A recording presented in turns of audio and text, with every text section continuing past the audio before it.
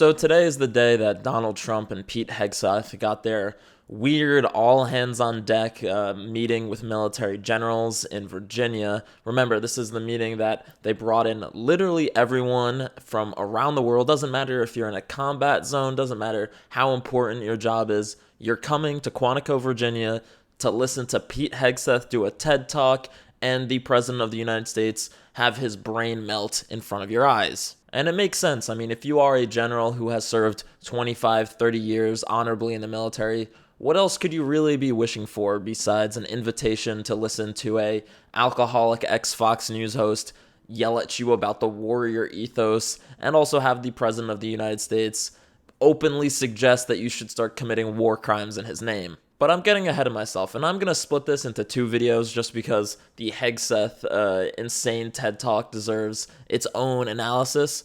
But today we're going to talk about Donald Trump's speech to those generals, because it is equal parts scary and stupid, as most things with Donald Trump are. And let's start before he even got to Virginia with a little bit of a preview from the White House South Lawn. This time. So I'm going over, I'm going to be meeting with generals and with admirals and with leaders. And if I don't like somebody, I'm going to fire them right on the spot. And here we go. So tough, Donald Trump, we're going to start firing people. Anyone who doesn't want to go along with us, we're going to fire. And again, you know, in a previous year, that would be an insane thing for the President of the United States to suggest that he's going to start firing generals who don't want to go along with him. But we live in a new world now where that's just tough talk. And the tough talk continued when Donald Trump walked into the room with all these generals and was greeted to absolute silence. I've never walked into a room so silent before. This is very... Don't laugh. You're not allowed to do that. You know what? Just have a good time. And if you want to applaud, you applaud. And if you want to do anything you want, you can do anything you want. And if you don't like what I'm saying, you can leave the room. Of course, there goes your rank, there goes your future. Yeah, everybody, just have a good time. Everybody, why is it so tense in here? It's almost like, you know, I dragged you guys halfway across the world for this, and you still don't even know why you're here. But, you know, just loosen up a little bit. If you want to clap, you can clap. And I assure you, no one will fucking clap. I've watched this entire thing. I don't think there was a peep out of anyone in the room. I mean, it was like a funeral in there, and it possibly was a funeral for American excellence, but that's besides the point.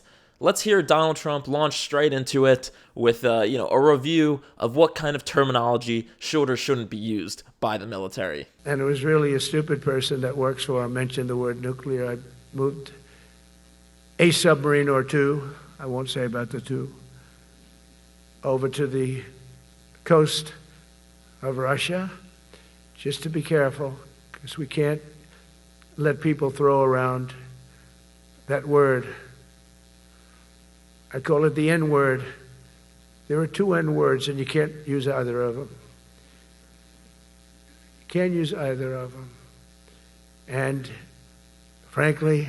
Yeah, nuclear, submarines, and racial slurs, two very closely related things in Donald Trump's ever declining smooth brain. And I guess, listen, all in, I guess I'm glad that Donald Trump is not openly, talking about dropping nukes. I guess that is the one saving grace that I can give him. There's no need to use the nuclear word around here, folks, because we've got the peace president in charge. For just about everybody, we have one signature that we need, and that signature will pay in hell if they don't sign. I hope they sign for their own good and we create something really great.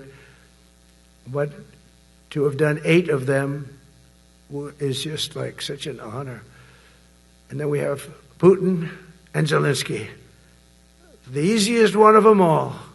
I said, that one I'll get done. I thought that was going to be first. The other was much harder. He solved 8 wars, guys. Remember that. I was literally kidding yesterday that he was going to add his new Israel-Gaza peace plan as another war that he solved and make it 8 instead of 7. And he literally did that. He has this Gaza peace plan, which hasn't even been agreed to yet or is close to being put into effect. And he's already saying, yeah, notching that as a win on my board. 8 wars solved, baby. And Donald Trump knows that his prowess on the world stage is just one part of what these generals want to hear about. What they really want to know, Donald, is tell us about your electoral success. We did great. We've got the highest numbers ever received in terms of districts. You know, they have it broken up: 2,500 versus 525.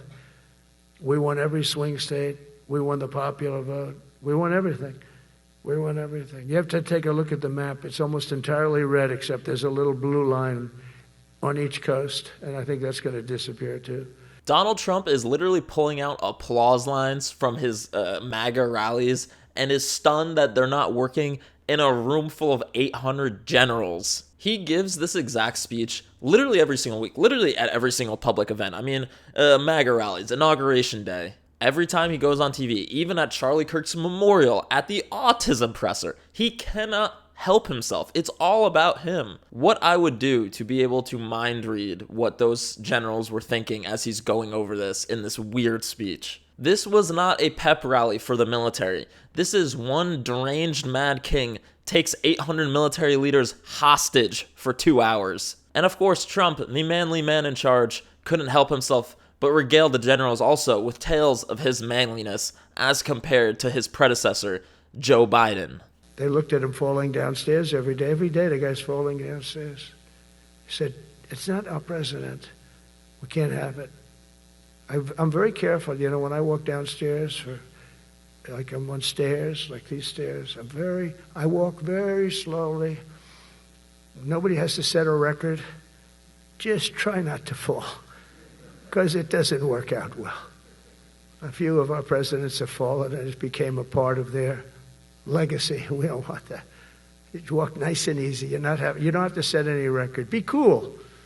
Be cool when you walk down, but don't pop down the stairs. What is he doing? This is like he's like oversharing a senior moment in the middle of a military briefing. Like, dude, we get it. You're old. You have to be careful when you go down steps. Trust me, everyone can tell that you need to be careful when you're walking up steps. It's probably why you're still not over the escalator from the UN. We understand all that. Why are you bringing this up as a brag that, like, Joe Biden had to focus on not falling and he still fell versus me, the greatest, Donald Trump, who is also 80 billion years old and can barely move or think or talk. But you know what? I haven't fell down any stairs yet. Congratulations, bro. I'm starting to see why this critical speech needed to be given in person to all our generals and admirals. Me personally, Mr. Meanderer-in-Chief, I prefer presidents who aren't afraid of stairs to begin with.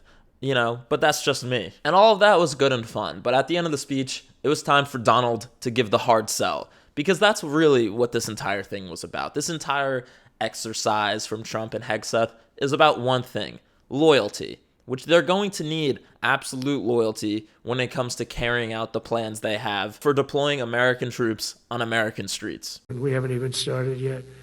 Last month I signed an executive order to provide training for a quick reaction force that can help quell civil disturbances. And this is going to be a big thing for the people in this room because it's the enemy from within, and we have to handle it before it gets out of control. It won't get out of control once you're involved at all.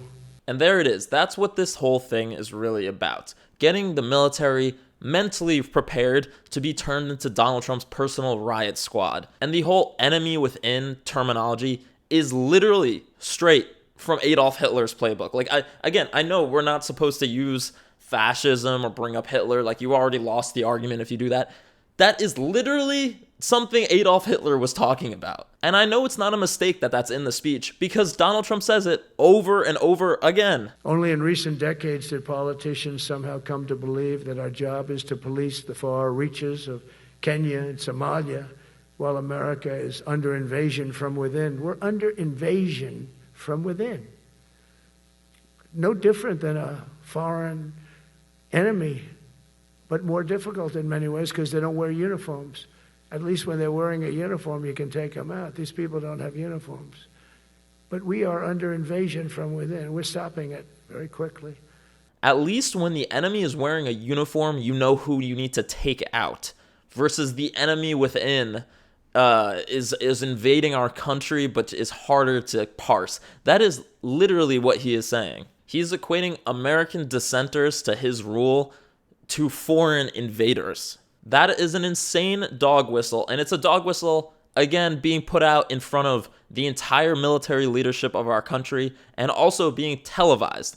That's another part of this too. They wanted people to see this. He's saying out in the open that our new policy is crackdowns on protesters, on citizens, on political rivals, on anyone who disagrees with us. That is on the table now. And I'm going to put out another video on what Hegseth said just before Trump took the stage, because it's important to take the two together. Because Hegseth was out there talking about how the military needs to be less concerned with the rules of engagement and basically just we can commit war crimes now. Openly, he said that, which taken together with this enemy within thing, it's not looking great for America, guys. Can you imagine being spoken to like this after decades of serving the military in a nonpartisan, non-political fashion and having this be thrown at you? Who would ever want to stick around to carry this out?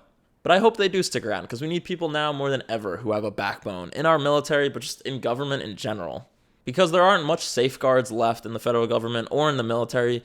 But what is still there is people who will refuse to break the law. We saw that even with the sham Comey indictment, that Donald Trump had to fire the U.S. attorney and put in his own stooge to get that brought. Because at the end of the day, for the vast majority of people who have the experience to have these roles, they're good people. So no matter what comes out of Donald Trump's deranged mouth, at the end of the day, everyone who was in that room, and for the vast majority of people who are outside of it too, know that the real enemy within is sitting in the Oval Office. And all anyone needs to do to realize it is just pay attention.